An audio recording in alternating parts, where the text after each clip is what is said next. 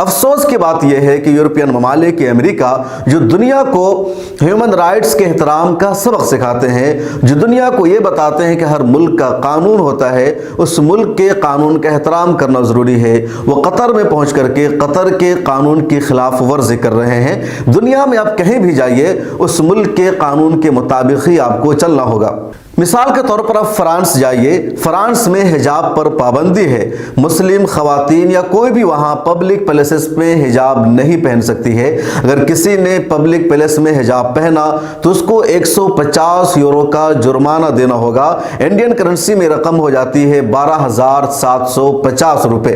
اب اگر کوئی انڈیا سے، پاکستان سے، عرب سے بھی فرانس جاتا ہے، وہ خاتون ہے اور مسلمان ہے اور برقع پہنتی ہے، تو اس پر بھی فرانس کا یہ قانون لاگو ہوگا اور اس کو بھی جرمانہ دینا پڑے گا۔ ایسا نہیں ہے کہ اس قانون سے اسے استثناء مل جائے گا۔ آپ امریکہ جائیے، امریکہ میں جب آپ داخل ہوں گے تو وہاں کے ایئرپورٹ پر سیکورٹی کا بہت سخت نظام ہے، ننگا کر کے چیکنگ کیا جاتا ہے اور کوئی اس پر سوال نہیں اٹھاتا، کیونکہ امریکہ ایک دیش ہے، اپنی سیکورٹی کے لیے، اپنی سرکشا کے لیے اس نے ایک دستور بنا رکھا ہے، تو سبھی لوگ مانتے ہیں کہ اس کا دستور ہے تو ہے۔ آپ کہیں اور جائیے، آپ کسی ایسے ملک میں جائیے جہاں کے ریسٹورنٹ میں حلال فوڈ نہیں ملتا ہے، تو آپ کو احتیاط کرنا پڑے گا۔ اگر آپ مسلمان ہیں اور آپ ویج کھا کر آ جائیے، وہاں جا کر آپ ایسا ہرگز نہیں کر سکتے ہیں کہ ہم مسلمان ہیں تو ہم کو حلال فوڈ چاہیے اور آپ نے کیوں نہیں رکھا ہوا ہے، بلکہ آپ کو خود احتیاط کرنی پڑے گی اور اس ملک کا، خواہ چین جیسا ملک ہو یا کوئی اور ہو، اس کا احترام کرنا پڑے گا، سمان کرنا پڑے گا۔ یہ دنیا کا دستور ہے۔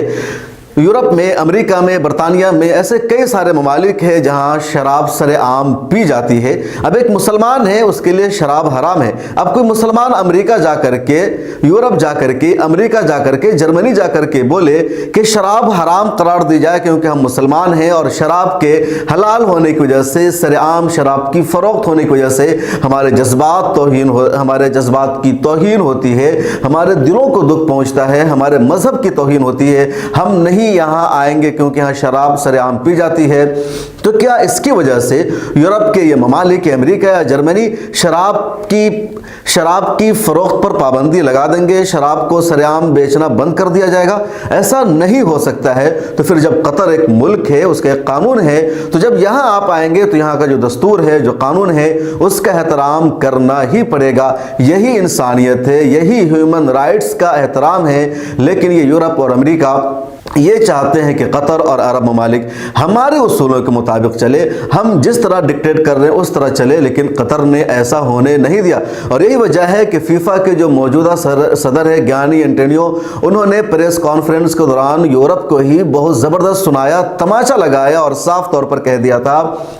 کہ یورپ جس نے 3000 سالوں تک ہیومن رائٹس کا وائلیشن کیا ہے، انسانوں کو غلام بنایا ہے، اس کے اندر اتنی ہیپوکریسی آ گئی ہے کہ آج وہ قطر کو اور عرب دنیا کو ڈکٹیٹ کر رہا ہے اور یہ بتا رہا ہے کہ ہیومن رائٹس ہوتا کیا ہے۔ اگر یورپ کو اتنا ہی شوق ہے لیکچر دینے کا اور دوسروں کو ہیومن رائٹس کے بارے میں بتانے کا، تو پہلے یورپ کو چاہیے کہ 3000 سال تک پوری دنیا سے، پوری انسانی آبادی سے معافی طلب کرے۔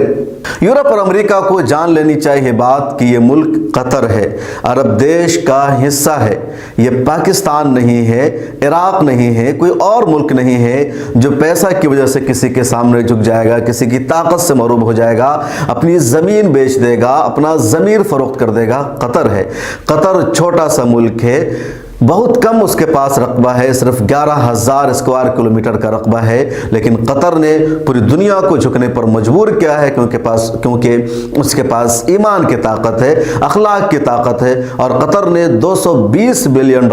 اس لیے فیفا ورلڈ کپ پر خرچ نہیں کر دیا ہے کہ وہ یورپ بن جائے، امریکہ بن جائے اور دنیا کی تہذیب میں فنا ہو جائے، بلکہ قطر نے اپنی تہذیب کو زندہ رکھنے کے لیے، اپنے دین کو دنیا کو بتانے کے لیے، اسلام کی حقیقت پر مبنی تعلیم کو فروغ دینے کے لیے $220 بلین فیفا ورلڈ کپ پر خرچ کر دیا ہے۔